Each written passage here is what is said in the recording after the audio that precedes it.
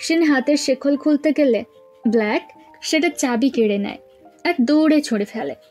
অর্থাৎ সে শিনকে ফাইটের কাছে যেতে দেবে না।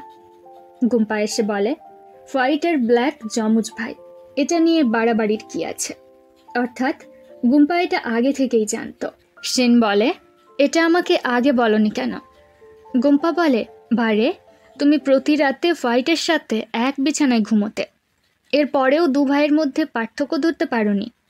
ব্ল্যাক বলে, ও আমার ভাই, অচেনা একজন, কিভাবে ওকে বিশ্বাস করে গ্যাংয়ে থাকতে দিয়েছিলে? বড় কথা, এখানে থাকাটাও হোয়াইটের জন্য বিপজ্জনক ছিল। এটা জানার পরেও তুমি ওকে গ্যাংয়ে রেখেছিলে কেন বলো? গুম্পা বলে, সে নিজের হাতে ব্ল্যাককে গান শ্যুট করা শিখিয়েছিল, তাই সে জানতো ব্ল্যাকের স্কিন কতটা শক্ত। তবে অন্যজন ঠিক তার বিপরীত। হোয়াইটের হাত এতটাই নরম যে বোঝাই যায় হোয়াইট নিজের চলটুকু পর্যন্ত হয়তো গড়িয়ে খায় না। সেদিন থেকে সে জানতো ওটা ব্ল্যাক নয়, তবে অন্যজন ব্ল্যাকের থেকে অনেক ভালো। সবসময় জেদ নয়, মাথা দিয়ে কাজ করে। গুম্পা চলে যায়। হোয়াইট আর শিন বুঝতে পারে তাদের হাতের শেকল খোলাটা প্রয়োজন। তবে চাবি কোথায়? সেটা তো হোয়াইট কোথাও ছুঁড়ে ফেলেছে। দুই ভাই একসাথে দেখা করে। ব্ল্যাক হোয়াইটকে বিদেশে ফিরে যেতে বলে। তারা যে কাজ করছে সেটা অনেক বিপজ্জনক।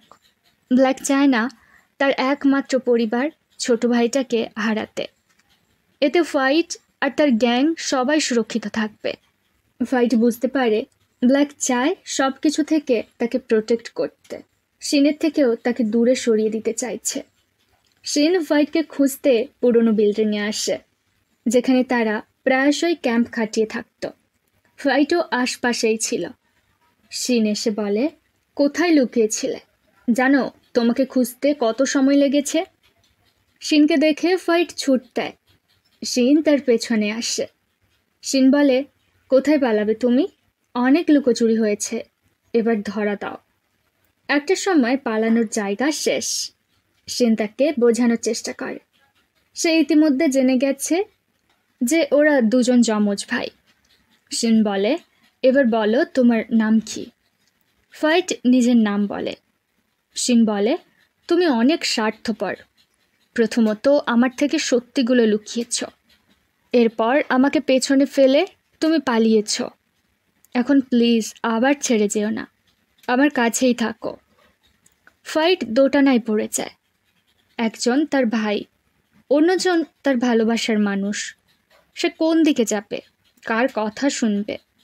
শিন বলে, যদি তুমি আমার কাছে থাকতে না চাও তবে আর কোনো দিন আমার সামনে এসো না, হয়তো তবেই আমি মুভ অন করার সুযোগ পাব। অন্যদিকে গাম আর জেনিকে দেখানো হয়।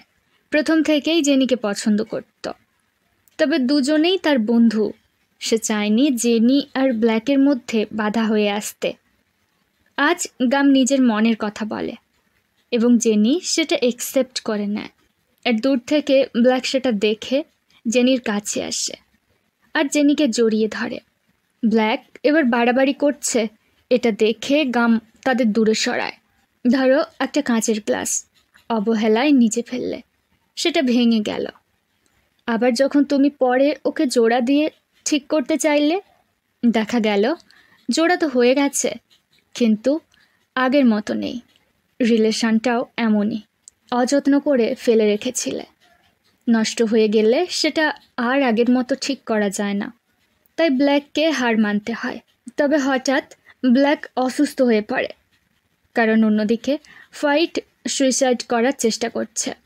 হোয়াইট চেয়েছিল ব্ল্যাক একবার হলেও তার দুই ভাইয়ের মধ্যে সম্পর্কটা ফিল করুক।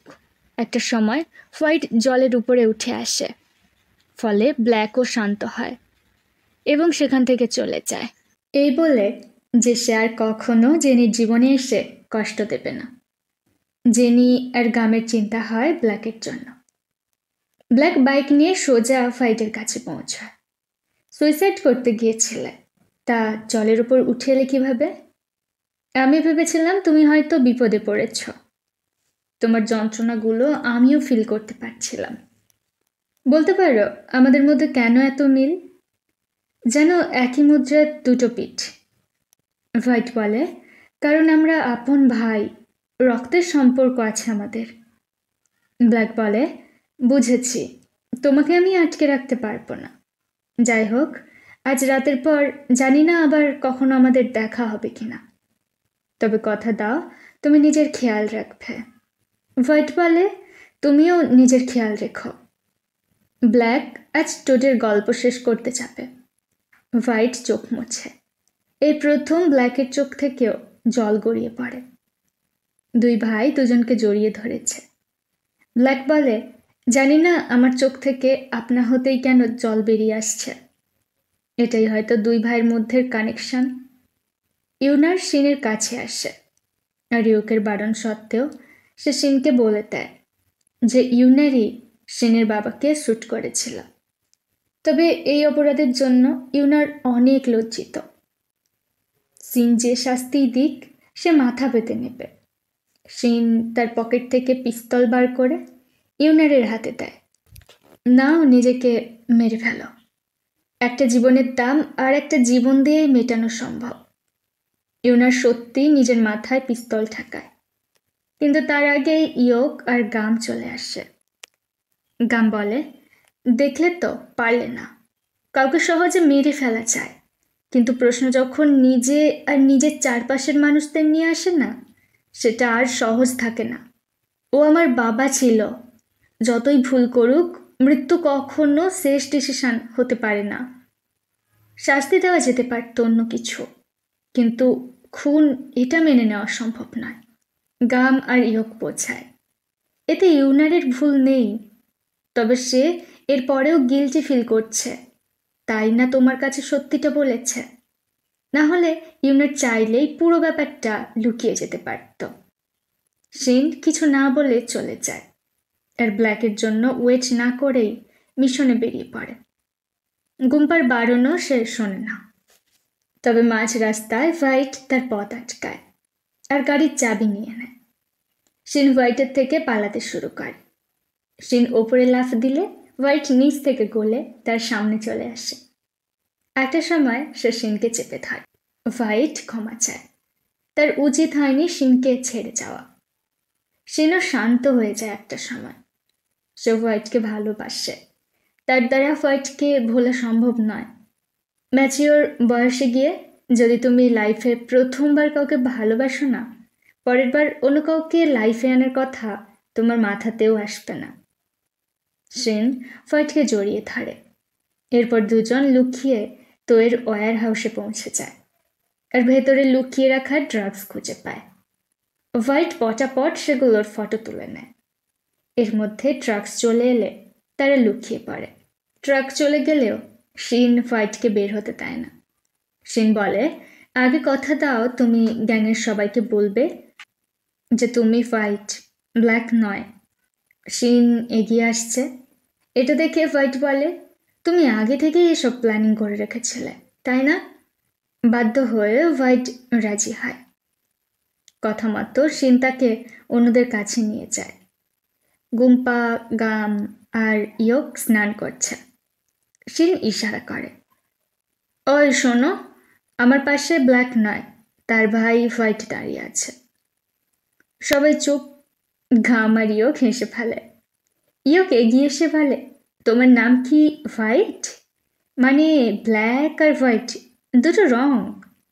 এরপর সে হোয়াইটের মাথায় জল ছেলে দেয়। বোকা কোথাকার। হোয়াইট বলে, আমি সত্যি বলছি। শিন তার মাথা মুছিয়ে দেয়। হোয়াইট দুই ভাইয়ের ফটো দেখায়। গাম ঘুরে ঘুরে সেগুলো মিলিয়ে দেখছে। গাম হোয়াইটের চুল টাচ করে বলে, তবে এটা সত্যি, এর চুল আগের থেকে ভালো দেখাচ্ছে। ইয়োক বলে, ওদের দুজনকার চোখও খানিক আলাদা। শিন বলে, আচ্ছা, এবার ওর দিকে তাকানো বন্ধ করো, অনেক দেখেছ। গাম হোয়াইটকে টাচ করলে শিন তার হাত সরিয়ে দেয়। গাম বলে, ও মা, এই যে দেখি কেউ একজন জেলাস ফিল করছে। শিন বলে, হ্যাঁ করছি, তবে তোমাদের সমস্যা কোথায়? ব্যাপারটা অনেক সহজভাবে মিটে যায়। শিন হোয়াইটকে জড়িয়ে ধরে। এবার থেকে হোয়াইটকে আর ব্ল্যাকের ছায়ায় বাঁচতে হবে না। হোয়াইট বলে, তুমি আমার কোন রূপকে বেশি ভালোবাসো?